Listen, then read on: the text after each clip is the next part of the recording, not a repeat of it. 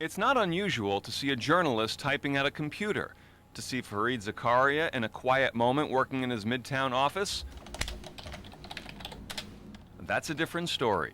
He seems to be everywhere. Best-selling author, Newsweek International editor and columnist, commentator on ABC's This Week. He's now a television host. This is GPS, the Global Public Square. Welcome to all of you in the United States and around the world. I'm Fareed Zakaria. And he's on the road with a travel schedule that includes Iraq, China, Washington, and California, all within a few months. I think China is basically on the right path, that it is moving toward liberalizing its economy. It is moving toward much more administrative and legal reform than people realize. But it has and democracy at the local level in many cases. Right, exactly. Democracy at the local level. But it is doing that slowly and in a controlled manner. What I will say is China will reach a moment of truth in 15 years or so where they will have to start doing genuine political reform. Because, I mean, the Chinese communists need to read Karl Marx, who said when the economic base of a country changes, the political, what he called the superstructure, has to change as well. So at some point, you will have created a large enough middle class. You will have created the conditions for democracy, and then you can't hold out.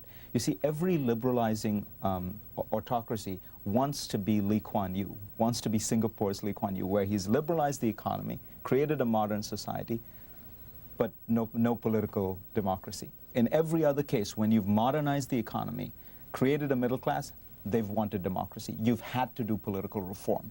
If you think of Taiwan, you think of South Korea, you think of Malaysia, you think of Chile.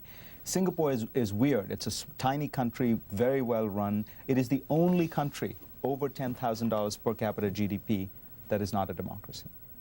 The single most important thing America does for the rest of the world is keep its borders open.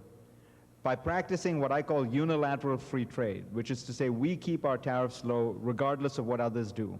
The United States has fueled growth in Western Europe, in East Asia. It's been a perfect example of what I was describing as kind of enlightened self-interest, because while it's been good for the rest of the world, it's also been great for us. Think of the American car industry if it had not been exposed to Japanese competition in the 1970s. It would have been destroyed. There would have been no car industry. Basically, that's what happened to steel until it too was exposed. So it's been very good for the American economy, but it has also been very good for the world. What Brazil has to do economically isn't difficult to explain, isn't difficult to understand. The key and most difficult part of it is politically executing and having somebody who has the courage and the foresight to be able to do it. It's as here in Brazil, democracy depends on good leadership. You can have everything, all the ingredients in the world you want, but if you don't have people who really are trying to make a difference for their country, it's tough. The big problem for the Middle East is not that they're Arab, is that there's too much oil there. People keep talking about Iraqi oil as though it's going to be the great salvation. In fact, oil is the curse for democracy. There is not one oil democracy in the world. Why isn't that true? Because, well, I call them in the book trust fund states. The money doesn't have to be earned.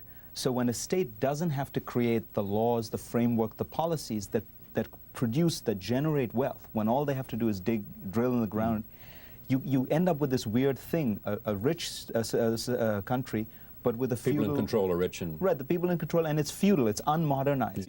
If you do a plot of the countries that have natural resources versus economic growth, it is what economists call a perfect negative correlation. That is to say, the fewer resources you have, the faster you've grown in the last 30 years. Is that true? Yes. Think of the highest growth rate countries. Japan, South Korea, Taiwan, recently... None of them have any natural resources. Zero. And the lowest growing countries in the world, Nigeria, Venezuela, Saudi Arabia, Russia, all rich, bursting with natural resources. No, it's a curse. And what's the best example of someone who does not necessarily follow the lead, I mean, who has natural resources, but has not done as badly, that has, in a sense... You're living in it. The United States. Oh, I know of that. America. That's the one example. There's a reason. But what about, say, I mean, is there... Go ahead. No, I mean, generally speaking, there are a few examples. There's... Somebody's got to have managed natural resources well. and created and had an entrepreneurial spirit. I mean, it can't be that much of a... Malaysia has done all right. Norway has done all right with its oil. But by and large, it's a curse because it means that there are two things that happen. One, as you said, you don't develop an entrepreneurial culture and class and spirit. And secondly, there's massive political corruption because what business is valued for is not the ideas it generates or things like that. It's the political contacts you have. Right. It's also about trading rather than creating wealth. Right.